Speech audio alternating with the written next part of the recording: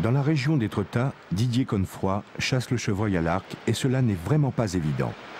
C'est peut-être la chasse populaire de demain. Le chevreuil est très méfiant et il est indispensable de bien se camoufler. La chasse à l'arc en France est enfin acceptée depuis le 28 février 1994, réglementée depuis mai 1995. La fédération compte plus de 5000 chasseurs à l'arc en France et possède 45 associations.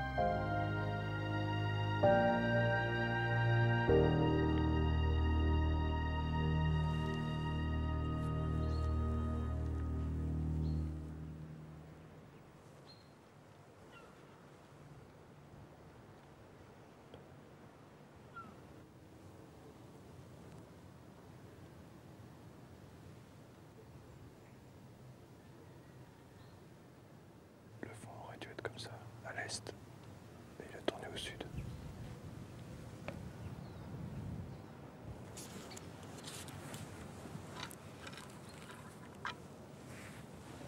Rien en vue depuis le Mirador. Chasseurs à tir, vous allez croiser des chasseurs à l'arc sur votre chemin. Ne les sous-estimez pas. Ils connaissent les règles de chasse tout autant que vous.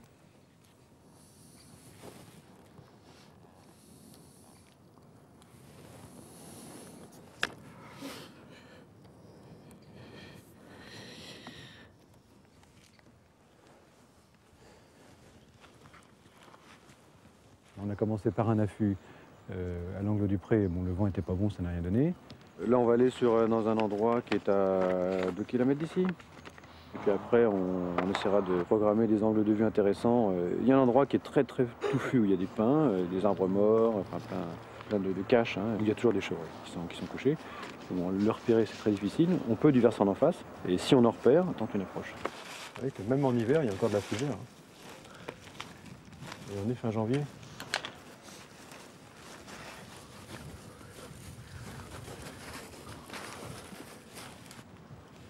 Quand on commence à chasser à l'arc, paradoxalement, on voit beaucoup d'animaux parce qu'on avance, on va trop vite, on l'élève en fait. Hein.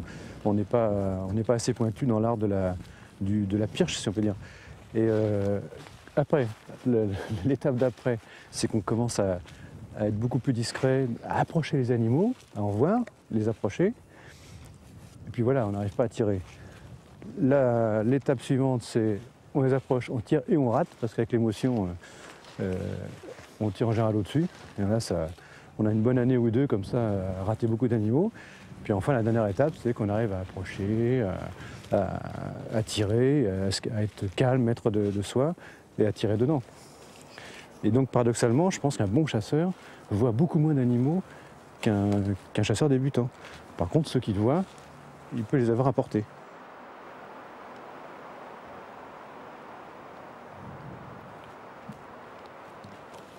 Alors ces flèches, c'est quand même redoutable, parce que vous disiez que ça peut tuer un sanglier de 150 kg. Ah bah ça peut être ce qu'on veut, hein. C'est pas le problème. Tous les animaux ont été chassés à l'arc. Moi, je prends des lames à 2 tranchants, parce que si jamais, par malheur, je blesse un animal, je traverse l'épaule ou un muscle, ça cicatrise parfaitement bien. Ça fait l'animal, au bout d'une semaine, n'a plus rien, et j'ai eu l'expérience. Donc je prends ça, et c'est tout à fait efficace, et ça pénètre très bien. Des cochons, là!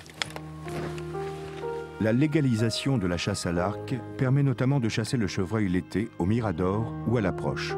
Attention, une brindille qui craque, un geste trop visible, une odeur dans le vent et l'animal s'enfuit. C'est la chasse la plus difficile et celle qui préserve le plus. Elle permet aussi de bien identifier son gibier. Quelle est la distance que vous préférez pour tirer? À l'affût, ou des fois, quand le chevreuil vient vers vous, on peut l'avoir très près, à 5 mètres, hein, ça peut arriver s'il ne vous a pas vu. Mais à 10 mètres, un chevreuil tombe bien quand même. Ah oui, mais même, de toute façon.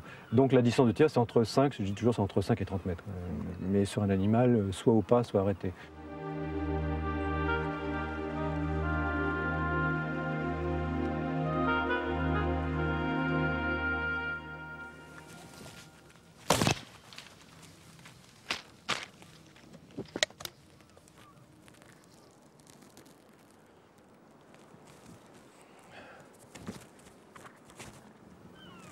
La chevrette est arrivée, vraiment, moi j'étais caché par le gros pin, Et je ne peux pas la tirer de face comme ça. Mais quand elle est partie, j'ai tenté une flèche un peu en désespoir de cause, mais j'ai tiré un peu bas.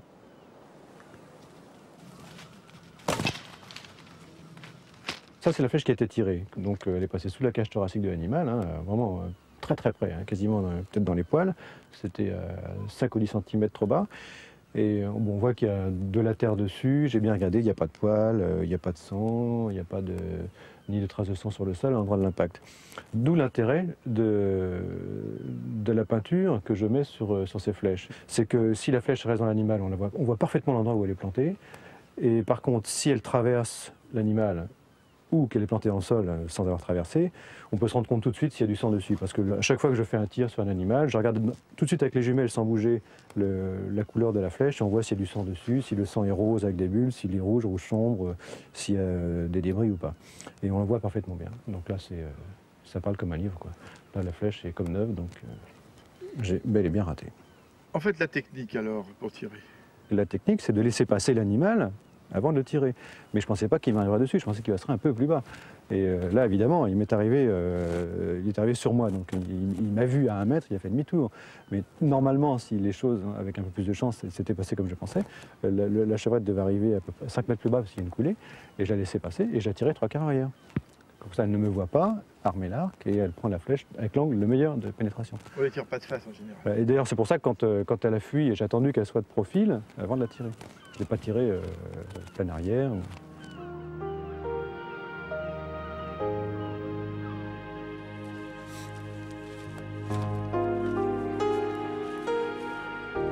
Le chevreuil, ce sera pour la prochaine fois.